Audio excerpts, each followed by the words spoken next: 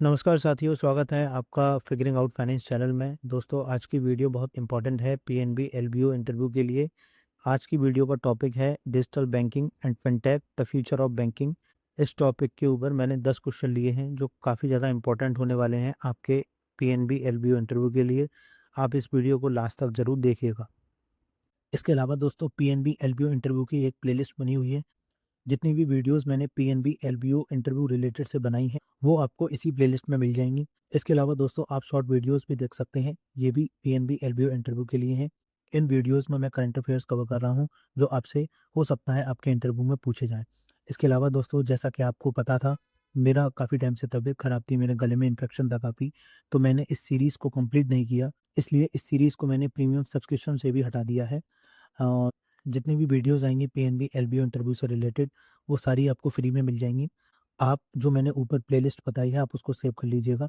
जितनी भी वीडियोज़ आएँगी पीएनबी एलबीओ इंटरव्यू से रिलेटेड, आप उसको देख सकते हैं। इसके अलावा दोस्तों, recently bank of Baroda LBO interview हो के चुके हैं, उसकी प्लेलिस्ट ऑलरेडी बनी हुई है। ये मेरी पेड प्लेलिस्ट थी, अभी मैंने इसको भी फ्री कर दिया है। अगर आप पीएनबी एलबीओ इंटरव्यू की तैयारी कर रहे हैं, तो मैं आपसे रिक्वेस्ट करूँगा कि इसमें पार्ट 3, 4, 5 आप इनको ज़रूर देखें। इसके अलावा आप और भी वीडियो देख सकते हैं। इस वीडियो में मैंने लोकल बैंक ऑफिसर से रिलेटेड ही क्वेश्चन डिस्कस किए हैं, जो आपके पीएनबी एलबीओ इंटरव्यू के लिए भी काफ़ी ज़्यादा इंपॉर्टेंट होने वाले हैं। इन सभी प्लेलिस्ट का लिंक आपको डिस्क्रिप्शन बॉक्स में मिल जाएगा। इसके अलावा दोस्तों, अगर आपको लगता है कि आपको बैंकिंग टर्म्स आते हैं बट आप पैनल के सामने एक्सप्लेन नहीं कर पाते, तो ये शॉर्ट वीडियो आपके लिए बहुत इंपॉर्टेंट है। इसकी भी सेपरेट प्लेलिस्ट मैंने डिस्क्रिप्शन बॉक्स में दे दी है, आप इनको ज़रूर देखिएगा।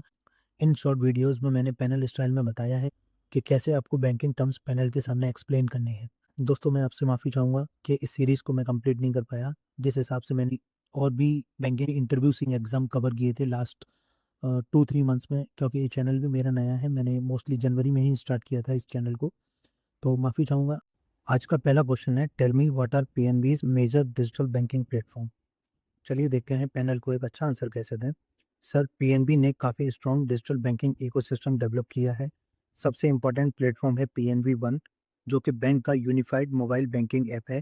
इस ऐप के थ्रू कस्टमर फंड ट्रांसफ़र कर सकता है, यूपीआई पेमेंट कर सकता है, एफडी या आरडी ओपन कर सकता है, डिजिटल लोन अप्लाई कर सकता है, bill payment, mutual fund, NPS investment और कार्ड मैनेजमेंट सब कुछ एक ही जगह से हो जाता है।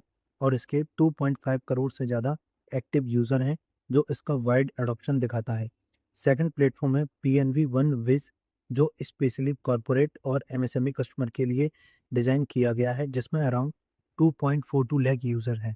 थर्ड है पीएनबी व्हाट्सएप बैंकिंग, जहां कस्टमर सिर्फ हाय मैसेज भेजकर बेसिक बैंकिंग सर्विस एक्सेस कर सकता है। इसमें भी काफ़ी ग्रोथ हुई है। 81% इंक्रीज़ के साथ ये 95.4 लाख यूज़र तक पहुंच चुका है। फोर्थ है पीएनबी इंटरनेट बैंकिंग, जो रिटेल और कॉर्पोरेट दोनों कस्टमर के लिए अवेलेबल है, स्पेशली डेस्कटॉप यूज़र के लिए। फिफ्थ है पीएनबी एसएमएस बैंकिंग, जो बेसिक बैंकिंग सर्विस के लिए यूज़फुल है, स्पेशली उन कस्टमर के लिए जिनके पास इंटरनेट एक्सेस लिमिटेड होता है। इसके अलावा पीएनबी ने अपनी डिजिटल लैंडिंग जर्नी भी काफ़ी स्ट्रॉन्ग बनाई है, जैसे digi MSME, DG car loan और डिजिटल केसीसी। सिर्फ क्वार्टर 3 फाइनेंशियल ईयर 26 में ही बैंक ने 12,672 करोड़ से ज़्यादा लोन डिसबर्स किए हैं डिजिटल चैनल के थ्रू। और सबसे इम्पोर्टेंट पॉइंट ये है कि आज पीएनबी के लगभग 95% ट्रांजैक्शन डिजिटल मोड में हो रहे हैं। ओवरऑल ये क्लियरली शो करता है कि पीएनबी अब एक डिजिटल फर्स्ट बैंक बन रहा है, जो कस्टमर को फास्ट, कन्वीनियंट और एसेसेबल बैंकिंग एक्सपीरियंस प्रोवाइड कर रहा है। नेक्स्ट क्वेश्चन है, PNB recently achieve 1 lakh crore in digital loan sanction. What does this milestone mean for the bank? चलिए देखते हैं पैनल को एक अच्छा आंसर कैसे दें। सर, 12 अप्रैल 2026 को पीएनबी ने अपना 132nd फाउंडेशन डे सेलिब्रेट किया था यशोभूमि न्यू दिल्ली में, जहां पर MD and CEO Shri Ashok Chandra ji ने अनाउंस किया कि बैंक ने 1 लाख करोड़ का डिजिटल लोन सैंक्शन क्रॉस कर लिया है। ये एक बहुत बड़ा अचीवमेंट है, स्पेशली एक पब्लिक सेक्टर बैंक के लिए। इस माइलस्टोन का सिंपल मतलब ये है, पीएनबी अब ट्रेडिशनल पेपर बेस्ड लैंडिंग से शिफ्ट होकर fast technology driven lending model पर आ चुका है। आज के टाइम पर लगभग 95% ट्रांजैक्शन डिजिटल हो चुके हैं और हर 3 में से एक लोन डिजिटली सैंक्शन हो रहा है। बैंक ने काफ़ी strong digital loan product launch किए हैं, जैसे digi MSME prime, digi agri prime plus और स्वागत डिजिटल पर्सनल लोन। इनके थ्रू फार्मर्स, एमएसएमई ओनर्स और रिटेल कस्टमर को बहुत फास्ट लोन मिल जाता है। कभी कभी सिर्फ मिनट्स में अप्रूवल हो जाता है। फरवरी 2026 से पीएनबी ने एक और इम्पोर्टेंट स्टेप लिया है। 10 लाख तक के सभी लोन के लिए डिजिटल सैंक्शनिंग मैंडेटरी करती है। इससे पेपर वर्क कम होता है, प्रोसेसिंग फास्ट होती है, कॉस्ट रिड्यूस होती है और सबसे इम्पोर्टेंट बेटर क्रेडिट असेसमेंट होता है, जिससे एनपीएस कंट्रोल में रहते हैं। इसी फाउंडेशन डे पर बैंक ने 22 नए प्रोडक्ट भी लॉन्च किए हैं जो रिटेल, एमएसएमई, एग्रीकल्चर और एनआरआई सेगमेंट को कवर करते हैं। ओवरऑल सर, ये माइलस्टोन ये शो करता है कि पीएनबी सिर्फ एक 132 ईयर पुराना हेरिटेज बैंक नहीं है, बल्कि अब एक मॉडर्न डिजिटल फर्स्ट बैंक बन चुका है जो विकसित भारत 2047 के विजन को एक्टिवली सपोर्ट कर रहा है। नेक्स्ट क्वेश्चन है, can you tell me what UPI is, how it has change India's payment system and what the latest UPI transaction numbers are. चलिए देखते हैं पैनल को एक अच्छा आंसर कैसे दें। सर, यूपीआई का फुल फॉर्म है यूनिफाइड पेमेंट इंटरफेस। ये अप्रैल 2016 में लॉन्च हुआ था by national payment corporation of India. UPI एक रियल टाइम पेमेंट सिस्टम है जिसमें हम सिर्फ मोबाइल फ़ोन के थ्रू इंस्टेंटली पैसे सेंड और रिसीव कर सकते हैं, any time, anywhere, even holidays पर भी। इसमें एक इम्पॉर्टेंट फीचर ये है कि मल्टीपल बैंक अकाउंट को एक ही ऐप से लिंक किया जा सकता है। सर, यूपीआई ने इंडिया के पेमेंट सिस्टम को कम्प्लीटली ट्रांसफॉर्म कर दिया है। आज सिचुएशन ये है कि छोटा सा टी वेंडर भी क्यूआर कोड के थ्रू पेमेंट एक्सेप्ट कर रहा है। कैश डिपेंडेंसी काफ़ी रिड्यूस हो गई है और डिजिटल पेमेंट बहुत इजी और एसेसिबल हो गए हैं। अगर शेयर की बात करें तो यूपीआई इंडिया के टोटल डिजिटल पेमेंट का अराउंड 85% कंट्रीब्यूट करता है और ग्लोबली भी लगभग 50% रियल टाइम पेमेंट में इसका शेयर है। यूपीआई का नेटवर्क भी काफ़ी स्ट्रॉन्ग है। ये अराउंड 675 बैंक्स को कनेक्ट करता है, 491 मिलियन यूज़र को सर्व करता है और 65 मिलियन मर्चेंट इससे लिंक्ड हैं। सर, यूपीआई अब इंटरनेशनल लेवल पर भी एक्सपेंड हो चुका है। ये अब 8 कंट्रीज़ में लाइव है, जैसे सिंगापुर, यूएई, फ्रांस और नेपाल। लेटेस्ट नंबर की बात करें तो मार्च 2026 में यूपीआई ने ऑल टाइम हाई अचीव किया, 22.64 बिलियन ट्रांजैक्शन, जिनकी total value around 29.53 lakh crore थी सिर्फ 1 मंथ में। और अगर बैंक के पर्सपेक्टिव से देखें तो पीएनबी वन ऐप के 2.5 करोड़ से ज़्यादा यूज़र हैं और लगभग 95% ट्रांजैक्शन अब डिजिटल मोड में हो रहे हैं। ओवरऑल सर, यूपीआई ने इंडिया को एक कैश बेस्ड इकोनॉमी से डिजिटल पेमेंट ड्रिवन इकोनॉमी में कन्वर्ट करने में बहुत बड़ा रोल प्ले किया है। नेक्स्ट क्वेश्चन है, what is central bank digital currency और ई रूपी, हैज पीएनबी अडॉप्टेड इट। चलिए देखते हैं पैनल को एक अच्छा आंसर कैसे दें। सर, सीबीडीसी का फुल फॉर्म है सेंट्रल बैंक डिजिटल करेंसी। ये बेसिकली इंडियन रुपीस का डिजिटल वर्जन है जो directly reserve bank of India द्वारा इशू किया जाता है। सर, आरबीआई इसे ई रुपीस के नाम से रेफर करता है, जिसका टैगलाइन है कैश पर डिजिटल। इसका मतलब ये है कि ये बिल्कुल कैश की तरह लीगल टेंडर है, सेम डिनोमिनेशन में अवेलेबल होता है, लेकिन फिजिकल नोट की जगह डिजिटल टोकन फॉर्म में होता है। ये एक डिजिटल वॉलेट के थ्रू मोबाइल फ़ोन में यूज़ होता है और इससे पर्सन टू पर्सन और पर्सन टू मर्चेंट दोनों टाइप के मर्चेंट के पेमेंट इजीली किए जा सकते हैं। आरबीआई ने इसका रिटेल पायलट 1 दिसंबर 2022 को स्टार्ट किया था और अभी तक 19 बैंक इसमें पार्टिसिपेट कर रहे हैं। इसके अलावा सर, पीएनबी ने सीबीडीसी को अडॉप्ट कर लिया है। बैंक ने अपना डेडिकेटेड ऐप लॉन्च किया है, पीएनबी डिजिटल रुपी, जो एंड्रॉयड और आईओएस दोनों प्लेटफॉर्म पर अवेलेबल है। ये ऐप ब्लॉकचेन बेस्ड है, काफ़ी सिक्योर है और इसमें यूपीआई इंटर ऑपरेबिलिटी भी दी गई है। साथ ही ऑफलाइन पेमेंट फैसिलिटी भी अवेलेबल है, जो इसे और प्रैक्टिकल बनाता है। सबसे इम्पोर्टेंट इनिशिएटिव ये है कि पीएनबी ने प्रधानमंत्री गरीब कल्याण अन्न योजना के अंदर गुजरात में CBDC enabled public distribution system implement किया है। इससे 26,000 से ज़्यादा नेशनल फूड सिक्योरिटी एक्ट के अंडर फैमिलीज को बेनिफिट मिला है, स्पेशली अहमदाबाद, सूरत, आनंद और वलसाड में। इस इनिशिएटिव से फूड डिस्ट्रीब्यूशन ज़्यादा ट्रांसपेरेंट और लीकेज फ्री हो गया है।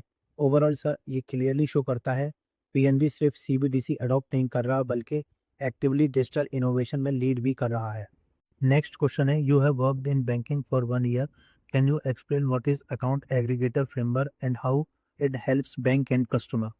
चलिए देखते हैं पैनल को एक अच्छा आंसर कैसे दें। सर, अकाउंट एग्रीगेटर एक consent based digital data sharing system है जो रिजर्व बैंक ऑफ इंडिया ने 2 सितंबर 2016 को इंट्रोड्यूस किया था। इसमें अकाउंट एग्रीगेटर एक आरबीआई लाइसेंस एनबीएफसी होता है जो कंसेंट मैनेजर की तरह काम करता है। ये खुद डेटा को ना स्टोर करता है न रीड करता है, बस कस्टमर की परमिशन से एक फाइनेंशियल इंस्टीट्यूशन से दूसरे इंस्टीट्यूशन तक डाटा सिक्योरली ट्रांसफर करता है।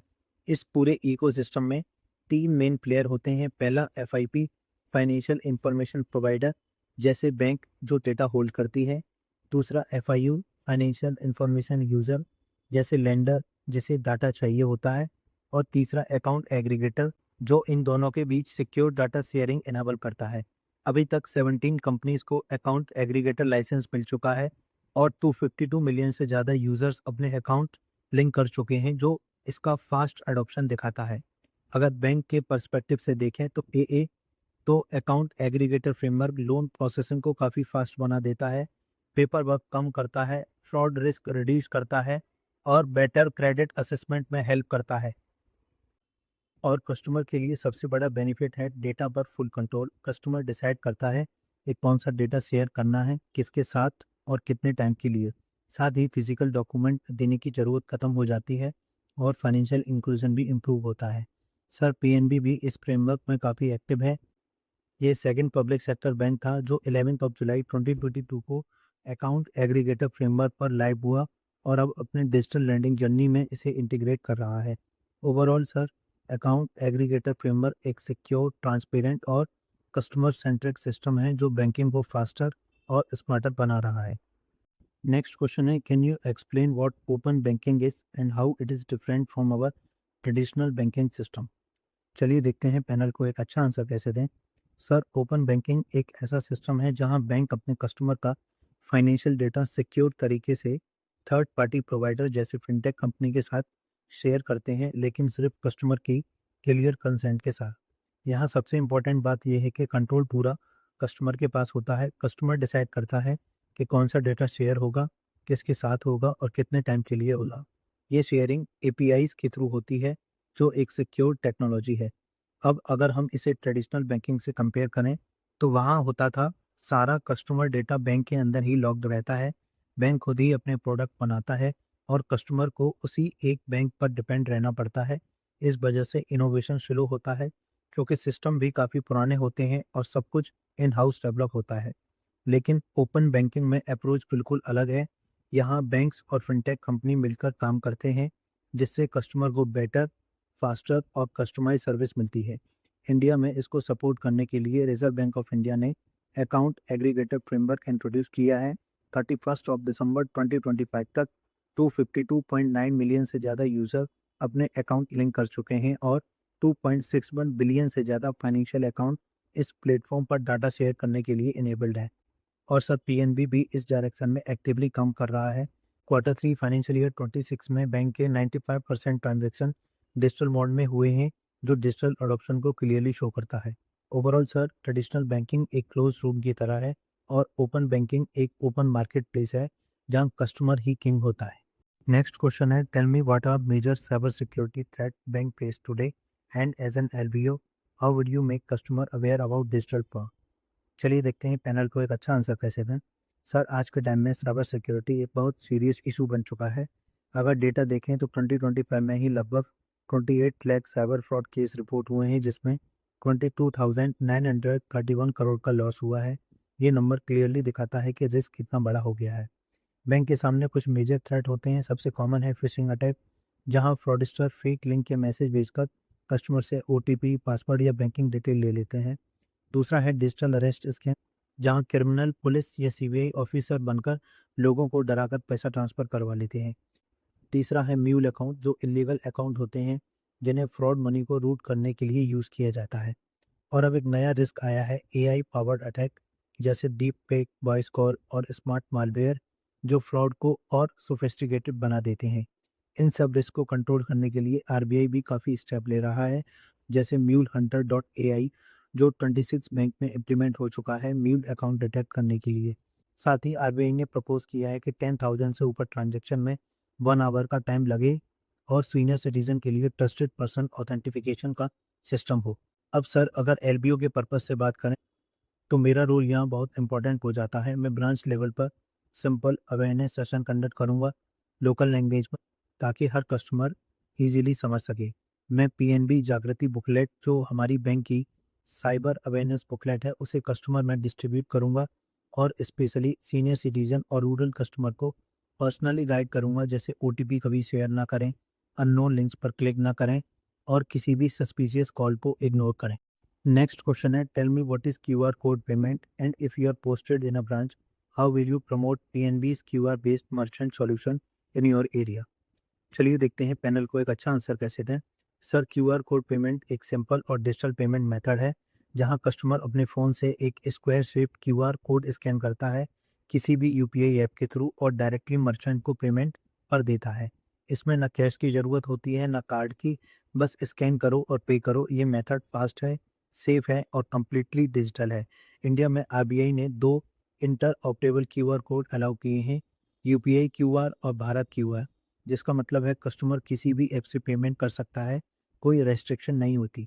पीएनबी अपने मर्चेंट के लिए भारत क्यूआर या भीम क्यूआर कोड और सामूहिक सॉल्यूशन प्रोवाइड करता है। इसमें वीज़ा, मास्टरकार्ड, रुपे कार्ड और सभी यूपीआई ऐप्स के थ्रू पेमेंट एक्सेप्ट किया जा सकता है। कस्टमर के लिए कोई एक्स्ट्रा चार्ज नहीं होता और पेमेंट डायरेक्टली मर्चेंट के पीएनबी अकाउंट में आ जाता है।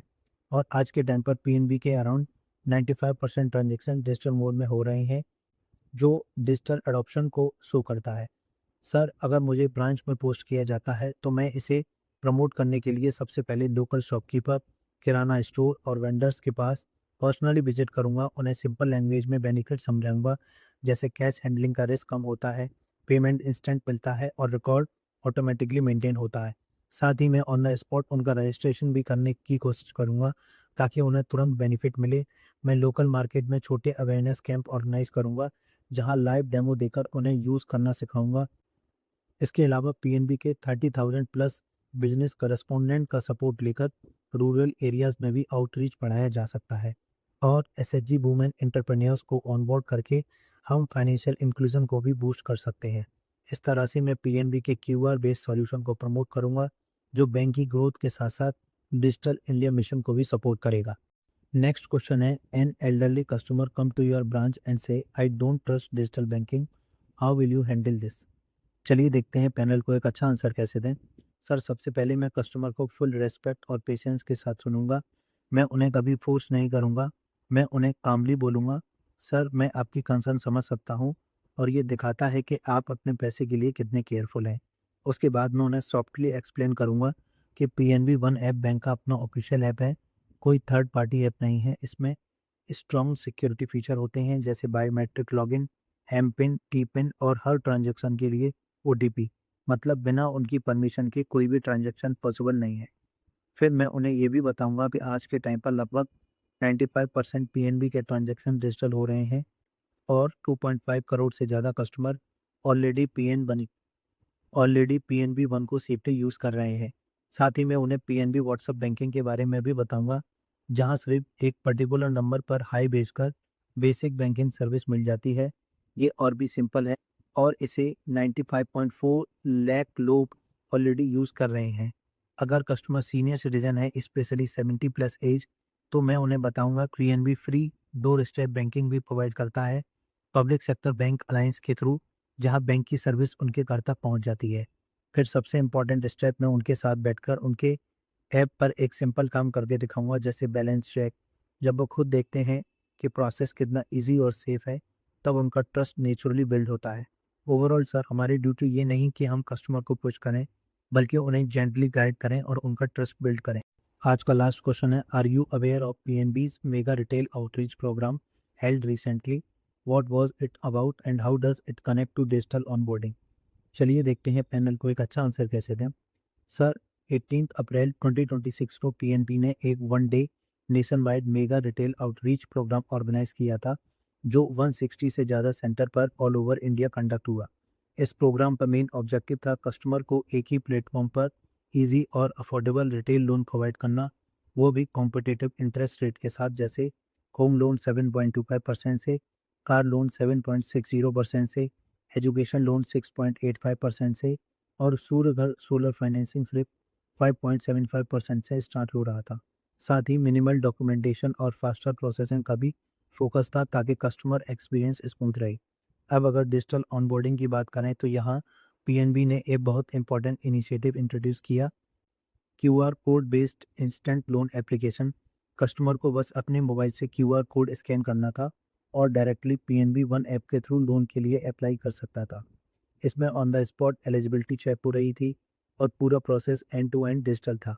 आज के टाइम पर लगभग 95% पीएनबी के ट्रांजैक्शन डिजिटल मोड में हो रहे हैं और पीएनबी वन के 2.5 करोड़ से ज़्यादा कस्टमर हैं।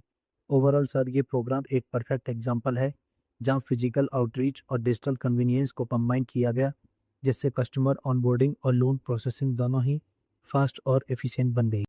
दोस्तों आज की वीडियो में इतना ही। उम्मीद है आपको वीडियो पसंद आई होगी। इसके अलावा दोस्तों जो मैंने शॉर्ट्स की प्लेलिस्ट आपको बताई है उसको आप बिल्कुल भी मिस मत कीजिएगा, वह इस सीरीज़ की तरह इक्वली इम्पोर्टेंट है। इसके अलावा अगर आपकी कोई क्वेरी या सजेशन हो या आप चाहते हो कि मैं कोई स्पेसिफिक क्वेश्चन कवर करूं तो आप मुझे डायरेक्ट मैसेज कर सकते हैं इंस्टाग्राम पर या टेलीग्राम पर। लिंक आपको डिस्क्रिप्शन बॉक्स में मिल जाएगा। दोस्तों आने वाली वीडियोस के अपडेट के लिए आप टेलीग्राम चैनल ज्वाइन कर सकते हैं। तो चलिए दोस्तों मिलते हैं नेक्स्ट वीडियो में। तब तक आप अपना ख्याल रखें and all the best for your interview.